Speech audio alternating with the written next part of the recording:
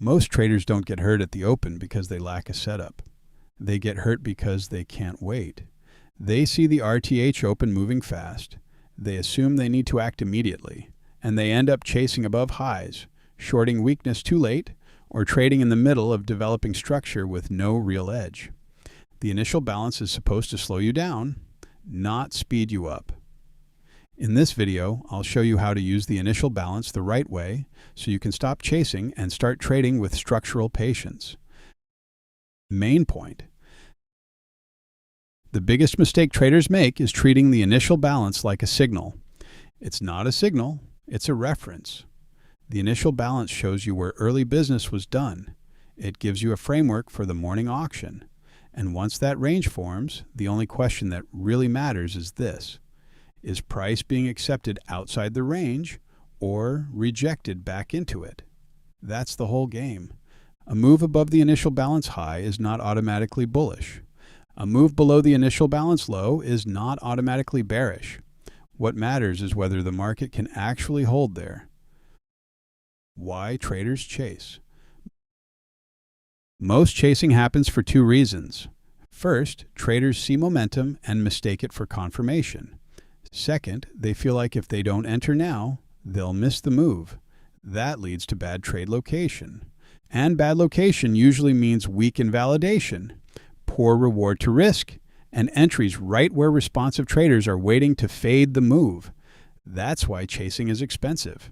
Not because the idea is always wrong, but because the entry is usually poor. What to do instead? Here's the better framework. Let the initial balance form, then watch how price behaves at the edges. There are really only three conditions you care about. 1. Price stays inside the initial balance. This is where traders overtrade the most. They buy the middle, sell the middle, react to every candle, and force trades in unresolved structure. Most of the time, the middle of the initial balance is low quality. No clean edge, no clean invalidation, no real asymmetry. So, unless your playbook specifically allows it, stay patient. 2. Price breaks the initial balance and holds. Price breaks the range, holds outside it, and continues building there. That's different from a quick push outside and immediate snapback.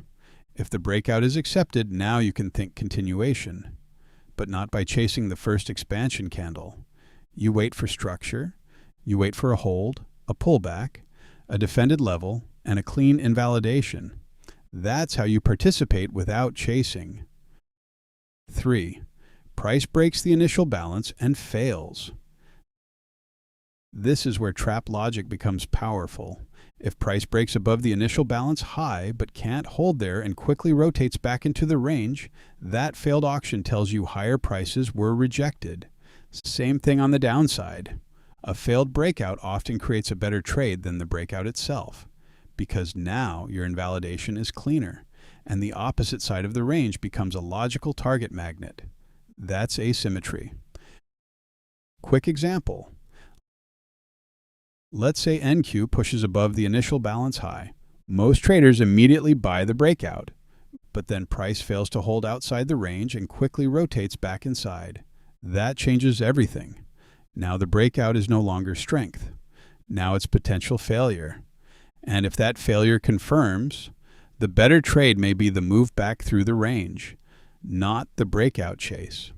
That's the difference between emotional execution and structural execution. Common mistakes. Here are the big ones. First, treating the first break of the range as confirmation. Second, entering because a candle looks strong. Third, trading the middle of the range out of boredom. And fourth, using non-structural stops because the trade was entered too late. The best initial balance trades come from clean location, clear invalidation, and evidence of acceptance or rejection, not urgency. This is one of the core ideas behind trading on the edge. The framework is built around structural patience, confirmation, and trading from meaningful locations, not reacting emotionally to movement. So if you want the deeper operating model behind these videos, the book lays it out in a practical way, and works directly with the free content on this channel. If you want to trade the initial balance better, remember this. The initial balance is not a signal. It's a framework. Don't chase the first move. Wait to see whether price is accepted or rejected outside the range.